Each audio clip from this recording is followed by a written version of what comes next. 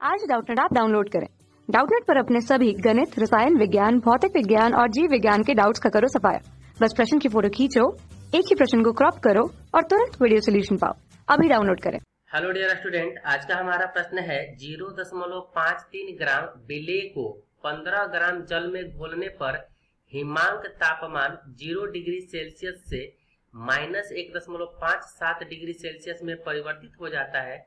तो जल का मोलल अवनमन स्थिरांक Kf 185 केल्विन, 185 नहीं होगा, 1.85 केल्विन किलोग्राम पर मोल है।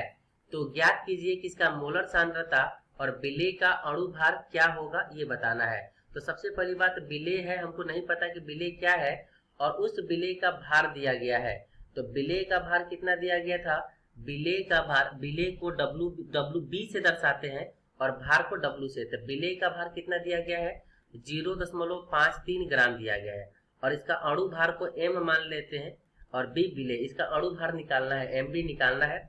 और जल को A से, यानी विलायक को A से दर्शाते हैं और इस विलायक का भार दिया गया है 15 ग्राम। ठीक है, और ध्यान दीजिएगा, आपको लिए बोल दिया गया है कि अवनमन यानी कि इसका मोलल अवनमन स्थिरांक यानी कि Kf दे रखा है 1.85। ठीक है, केल्विन किलोग्राम पर मोल, केल्विन किलोग्राम पर मोल में दे रखा है। और एक चीज और बोला गया था, देखिए सबसे पहले हिमांक में अवनमन क्या होता है, तो डेल्टा TF को हिमांक में अवनमन, देखिए TF, डेल्टा TF को क्या बोलते हैं, हिमांक में अवनमन कहा जाता है। और TF नॉट क्या है, शुद्ध विलायक का हिमांक है और TF विलयन का हिमांक है।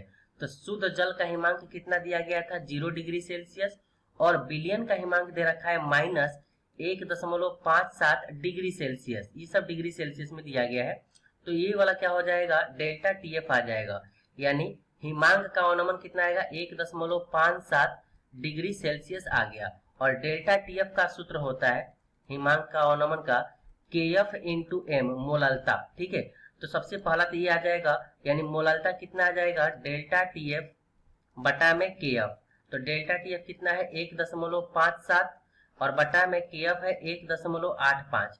इसको सॉल्व करेंगे तो कितना आ जाएगा? 0.845 मोललता आ जाएगा, 845, 0.845 ये मोलल आएगा, मोलल, इसको मोलल में बोलेंगे, मोललता है ये। ठीक है, अब देखिए दूसरा सेकेंड पॉइंट, जब मोललता आ जाएगा तो हमारा यहाँ से क्या आ जाएगा? अणु भार भी आ जाएगा, क्योंकि मोललता का सूत्र है, मोललता का सूत्र होता है, मोललता का सूत्र होता है विलेय का भार बटा में विलेय का अणु भार, विलेय का अणु भार गुणा 1000 और बटा में विलायक का भार, विलायक का भार। तो देखिए 0.845 विलेय का भार हमको दे दिया गया था प्रश्न में कितना? 0.53 और बटा में अणु भार हमको नहीं पता है, गुणा 1000 और विलायक का भार दिया गया है 15 ग्राम।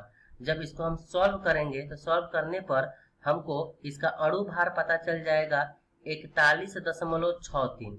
ठीक है, इतना ग्राम में आएगा। आई होप आपको ये कंसेप्ट समझ में आया होगा। Thank you.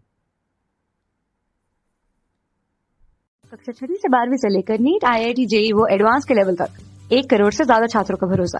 आज ही डाउनलोड करें डाउटनेट ऐप या व्हाट्सएप करें अपने सारे डाउट्स 8400 400 400 पर।